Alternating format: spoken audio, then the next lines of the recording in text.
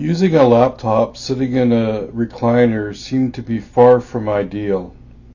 The sightline isn't great and the keyboard is hard to use.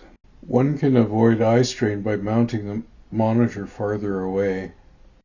A split keyboard with fewer keys means that fingers don't have to stretch far from the home keys.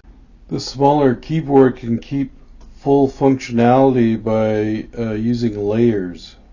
Fully customizable split keyboards are available commercially, but I built mine from scratch. More on my do-it-yourself custom keyboard linked in the description.